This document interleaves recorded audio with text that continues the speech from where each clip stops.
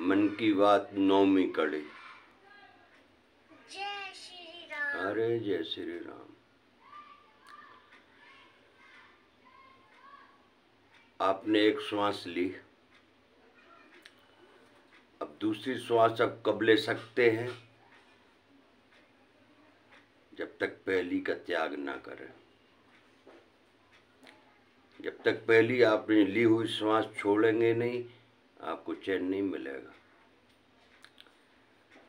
रोक कर देखिए कितनी देर रोक सकते। छोड़ना पड़ेगा तो चैन काहे में मिला, आराम काहे में मिला? त्याग में। आपने कुछ भी खाया, कितने दिन रोकेंगे? रोक के देख लीजिए। चैन कब मिलेगा? जब छोड़ देंगे। तो सुख काहे में मिला? छोड़ने में। नींद 8 दिन नींद ना आए तो पागल हो जाए व्यक्ति, लेकिन वो कब आती है? 4 महिलाएं आपके पास बिस्तर पे हों और 2 करोड़ आपके सराहने रखा हो, लेकिन नींद कब आएगी? जब आप सबका त्याग कर देंगे, सब कुछ छोड़ देंगे, तब आएगी नींद। तो चैन काहे में मिला? त्याग में। आप संभोग कर रहे हैं। चैन कब मिलेगा? जब आप वीर का त्याग कर देंगे। सुख काहे में मिला? त्याग में। और हम क्या कर रहे हैं? पकड़। तो सुख कैसे मिलेगा भैया?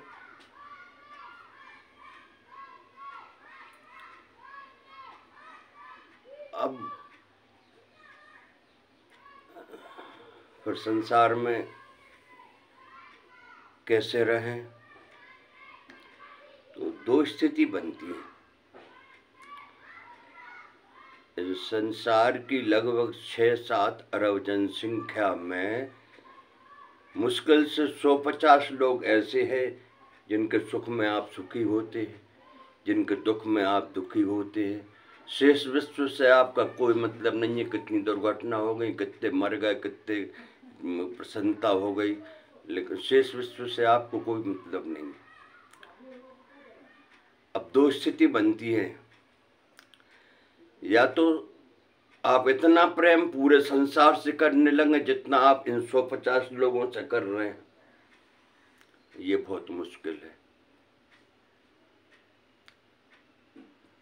हिंदू मुस्लिम, हिंदुस्तान पाकिस्तान, दुनिया भर के ऐसे ईर्ष्या द्वेष हैं कि आप उतना प्रेम जो 100-200 से कर रहे हैं, आप पूरे विश्व से नहीं कर सकते।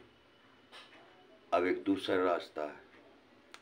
जैसे आप शेष विश्व से हैं, वैसे 150 से हो जाए।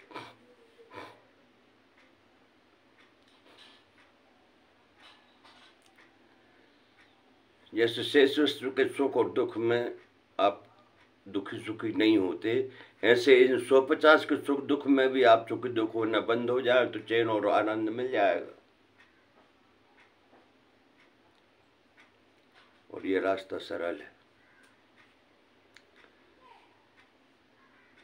अब महाराज संसार कैसे चलेगा? तो भैया संसार में जब तुम नहीं थे तब भी संसार चल रहा है था, और जब तुम नहीं रहोगे तब भी संसार चलेगा। संसार चलाने की आपकी जवाबदारी नहीं है।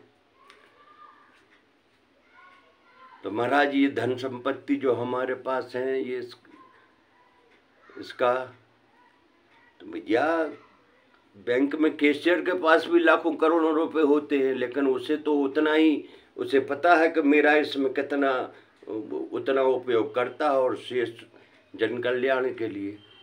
अब आपके पास जो है वो सब भगवान का है, उतना ही आपका है जितना आपके शरीर स्वास्थ्य या परिवार के भरण पोषण के लिए आवश्यक है।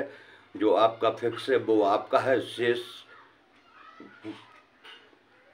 जन कल्याण के लिए है।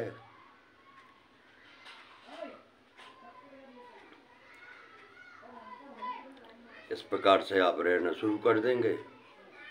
आप कैशियर बन कर रहिए।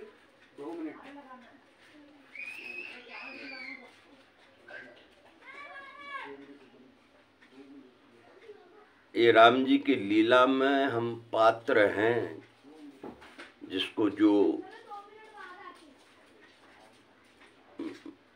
पाठ मिला हुआ है। अब मान लीजिए भैया लाल नाम का व्यक्ति रावण का पाठ कर रहा है, तो वो रावण उतने समय तक है जितने समय तक रामलीला चल रही है, उसके बाद तो वो भैया लाल है। और अगर दिन में भी वो रावण के बन के घूमे तो पागल कहा जाएगा कि नहीं? तो आप भी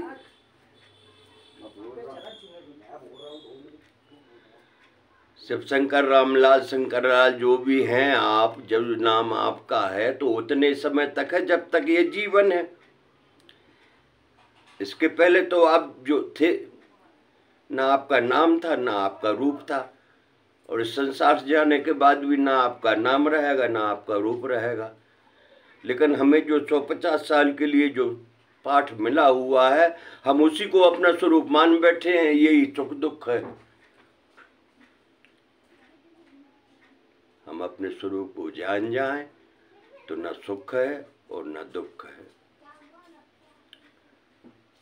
संसार वो पर्दा है जिस पर प्रकाश की कुछ किरणें पड़ रही हैं, और ये पूरा संसार दिख रहा है।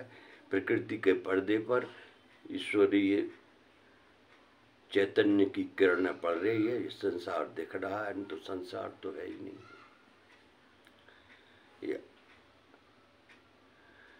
ये सर्प में, रस्सी में सर्प की भ्रांति हो रही है। रस्सी तो पड़ी है लेकिन अंधेरे में वो सांप जैसी दिख रही है। बस टार्च मिल जाए, दिख जाए कि ये रस्सी है, उसी समय उस जिससे आप डर रहे थे उसके ऊपर पैर करके निकल जाएंगे। जय सिया राम।